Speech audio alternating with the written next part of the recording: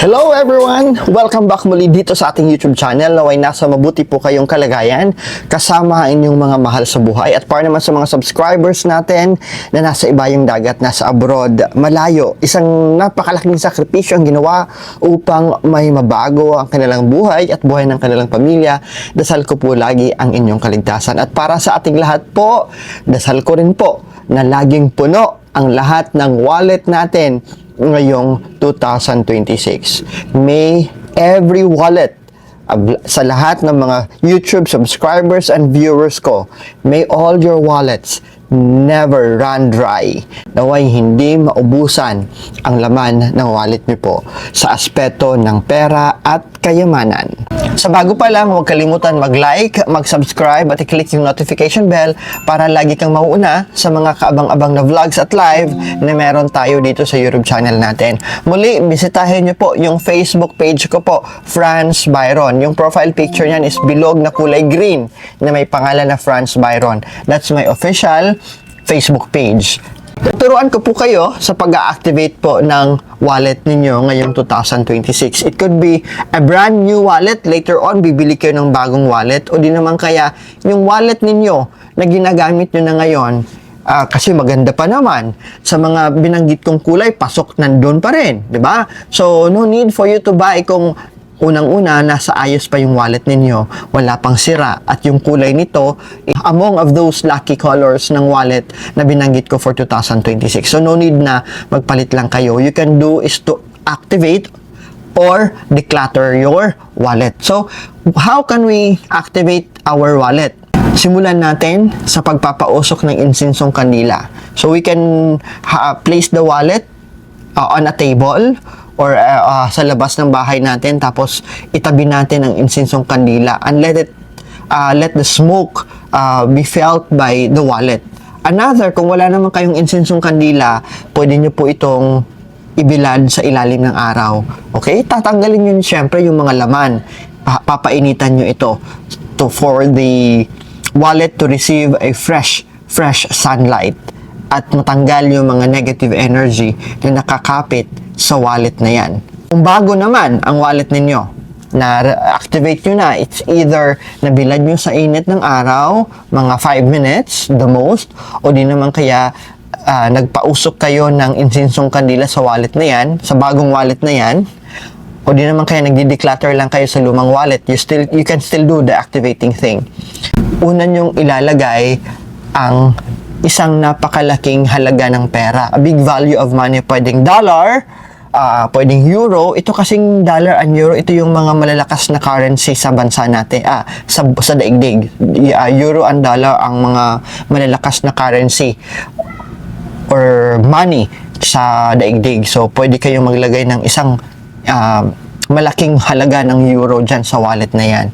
Paunang pera na ilalagay ninyo. O di naman kaya, kung wala, syempre, pwede naman maglagay tayo ng 1,000 as a symbol of high value na perang papel na ipapasok ninyo.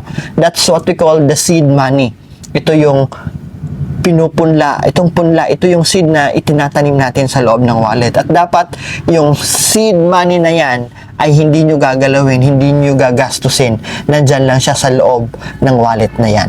And pagkatapos nyong i-cleanse, pagkatapos nyong lagyan ng malaking halaga ng pera, pagkatapos nyong lagyan ng kristal kung may mahanap kayo, ngayon naman, gamit ang maliit na card or gamit ang maliit na papel, even as big as this, kahit ganito lang kalaki. As you can see, may kamay. Di ba? Maliit lang.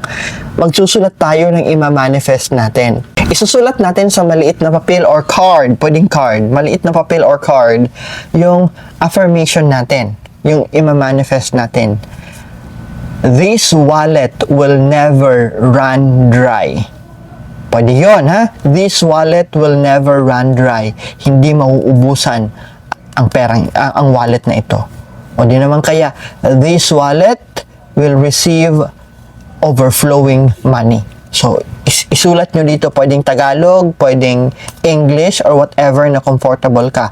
Basta yung affirmation mo sa wealth and money dyan sa loob ng wallet na yan. So, pagkalagay nyo ng malaking halaga ng pera, 1,000 man kaya yan, o di naman kaya dollar or euro, sunod nyo po yung manifestation card or affirmation card. Dapat sulat kamay mo ha, handwritten mo yung isusulat mo na ima-manifest mo dyan sa loob ng wallet. Then, ipasok nyo ito.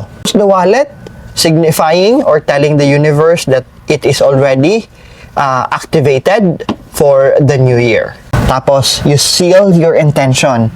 Bago nyo iligpit yung wallet na yan, close your eyes, manifest, whisper it to the wallet, yung mga intentions na gusto nyong mangyari, yung mga purpose na gusto mong ma-align pagdating sa estado ng pera at kayamanan. Gaano ba dapat kadalas natin pinapalitan ang wallet o kailan ba natin dapat papalitan ng wallet natin? Papalitan po dapat or naaangkop po na papalitan natin ang wallet natin every 12 months or every 18 months or anytime na feel natin na parang wala ng energy, wala ng kapangyarihan ang wallet natin. At lalong-lalo na kung sira na yung wallet natin, wag na nating hintayin ang 12 months na magiging 12 months yan. Palitan na natin the soonest as possible kung sira na yung wallet natin. Start of the new year or a new moon is an ideal day na magpapalit tayo ng wallet because dito nire-reset yung financial energy. So, since tapos na yung January 1 na New Year, we can do it on the Chinese New Year on February 17. O di naman kaya, maghanap kayo, look into the calendar, kailan yung new moon. Kasi yung new moon, dyan ka bibili ng bagong wallet. Di ba ako magregalo ng wallet? Okay? Pwede ko bang ipangregalo yung wallet? Actually, isa sa mga malaking pagkakamali yung mga nagre-regalo ng wallet. Kaya I advise na to give wallet as your gift kung hindi nyo alam to.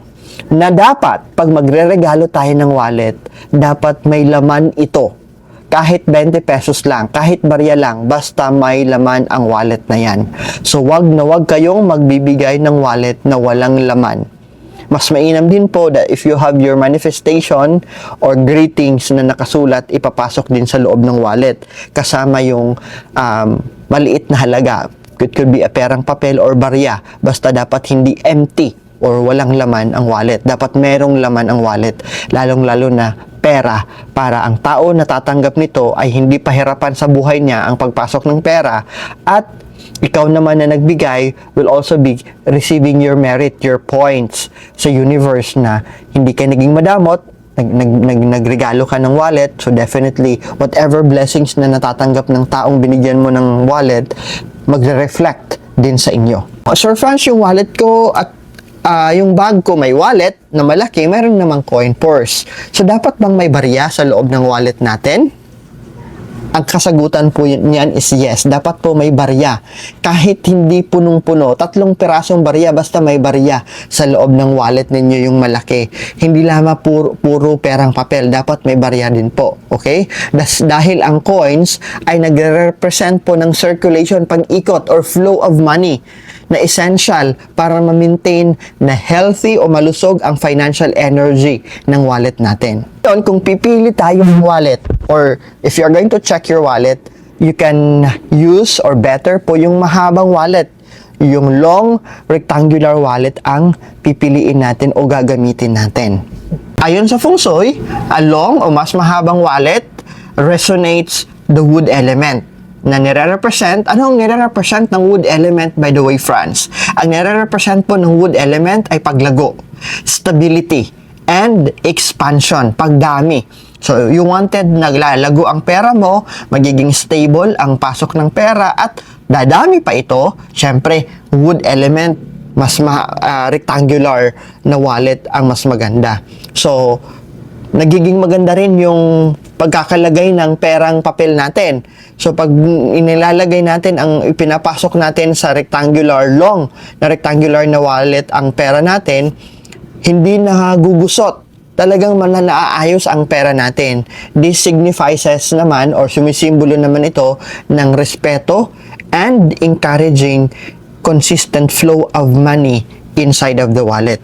Kasi pag ginusot natin, we crumple the bills, or pinofold-fold natin na maraming beses ang pera, it creates an energy na parang compress, parang nakalock siya, which sumisimbolo na restricted yung pagdaloy ng pera at yaman natin. Instead, dapat naka-organize ang pera natin ng maayos, neatly.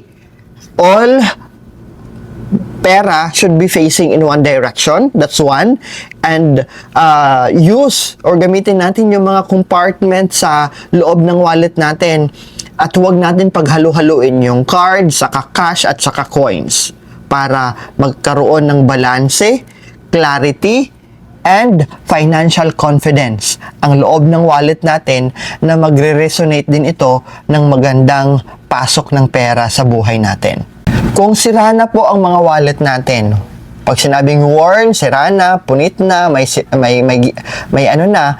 diferensya na yung wallet natin, agad-agad papalitan natin ito. Huwag hahayaan na aabot pa ng 1 buwan bago mo palitan ang wallet mong sira.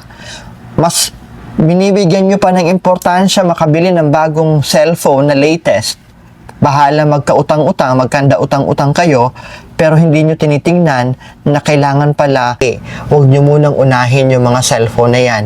Dahil ang magandang mas inuuna ay yung wallet natin, because that is the symbol of wealth and money na dala-dala natin. That represents us. At yan ang connection natin sa pera, wallet at tayo. Nasa gitna si wallet. That's the connection of that one. Wala si cellphone na mag-a-acquire ng pera at yaman. Maliban na lang, syempre, kung gamit natin talaga ang cellphone for businesses and transactions. Decluttering our wallet ay napakahalaga para mas mapaganda natin ang daloy at ang pasok ng pera sa buhay natin. Kasi pag magulong-magulo ang wallet natin, maduming-madumi ang wallet natin, kung ano-ano ang sinisiksik natin sa wallet natin, mukha siyang puno, mukha nang sasabog sa dami ng mga papel-papel at kung ano-anong pinapasok ninyo, it blocks the energy. Hinaharang nito ang enerhiya na sana'y magdadala ng pera at yaman. Ang disorganisadong wallet, nagre-reflect po ito ng confusion around our finances. While a clean one, malinis na wallet, ay nagsumisimbolo ng confidence and control. Pag tinanggal natin ang mga hindi kinakailangan na mga bagay-bagay dyan sa loob ng wallet natin, this act as nire-respeto natin, itong gagawin nating pagdi-declutter ay pinararamdam natin sa loob ng wallet, sa mga pera sa loob ng ating wallet, na nirespeto natin sila. And a sign that we are capable of managing more, na kaya nating marami pang blessing ang dumating. The message that we are sending to the universe, pag dinideclutter natin yung wallet natin, tinatanggal natin yung mga dumi, yung mga basura, at nagiging maluwag na ito, magkakaroon na ng spasyo. You are sending a message to the universe that I am ready to receive the blessings ngayong 2026. It has a space on my wallet. May spasyo dito sa wallet ko para tanggapin ang limpak-limpak na pera at kayamanan. Ano dapat ang tinatago lang natin sa wallet natin? Syempre, yung mga ID na hindi pa expired, okay yon, magtago tayo. 1 to 2 cards, okay na yon. At ino-organize dapat natin yung mga perang papel. I-align natin simula sa pinakamaliliit hanggang sa pinakamalaking halaga ng pera. Dapat ganon. Trato natin ang wallet natin ng may respeto. Okay? So, ang pag-handle natin, ang paglalagay natin ng mga wallet natin reflects on the value of abundance na gusto nating matanggap. So, kung nilalagay natin sa ating isipan ang pangangalaga ng maayos sa ating wallet, hindi kung saan-saan ilalagay. Yung iba pinapasok sa isinisiksik sa may hagdanan, ilalagay sa sahig, mababa pa sa ilalim pa ng higaan. No, hindi po maganda na sinisiksik ninyo yung wallet ninyo sa ilalim ng higaan. First, it's unhygienic. Ang laman ng pera, ang laman nito na pera is puno ng bakterya. That's one. Pangalawa, wag na matutulog tayo na nasa ilalim ng unan natin o ilalim ng higaan natin yung wallet. Bakit? Mas magmumroblema tayo. Ang ina-invite natin sa universe ay problema pagdating sa pera at kayamanan. Kaya, ilagay ito sa bag or pagka-uwi mo galing sa trabaho, ilapag ang wallet mo sa drawer na dyan talaga siya palagi nilalagay mo. So, find a place, a specific spot in your house kung saan may respeto ang wallet pag doon siya nakalagay. Okay? So, once in a month, i-reorganize natin yung wallet natin. Once in a month, i-declutter natin ang wallet natin because sa ginagawa natin, mas lumuluwag at mas nagkakaroon ng espasyo ang wallet natin para sa mga bagong blessings na paparating. Pwede rin tayong maglagay ng mga kristal. But of course, I would like to advise everyone na kung maglalagay man tayo ng mga kristal, yung mga chips lang, yung mga maliliit lang, hindi malalaki or else masisira yung wallet ninyo. Maliban na lang kung makapal yung wallet ninyo. So the options of the crystals na pwede nyong ipasok dyan, kung makahanap lang kayo, unang-una is Tiger's Eye.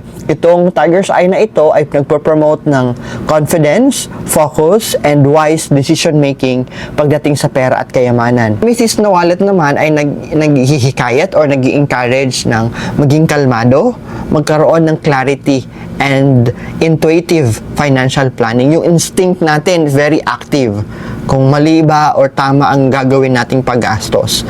Another na maswerteng kristal na pwede nating ipasok sa wallet natin is carnelian. Carnelian naman, nag-i-inspire ito ng motivation, action, and courage. Magandang klaseng kristal para sa mga negosyante. Obsidian naman, provides protection from overspending. Yung makokontrol yung ugali natin na waldas, labas na labas ng pera. So that's the help of an obsidian. While finally, we have agate. Agate naman ang kristal na tutulong sa atin para maging pasensyoso tayo, maging consistent tayo, and magkaroon ng long-term balance yung cash flow natin. Yung papasok na pera versus sa pinalalabas natin na pera. Para sa tulong po ninyo at donasyon, nasa screen nyo po ang RCBC Peso account natin, yung BPI account natin, at yung GCash account natin.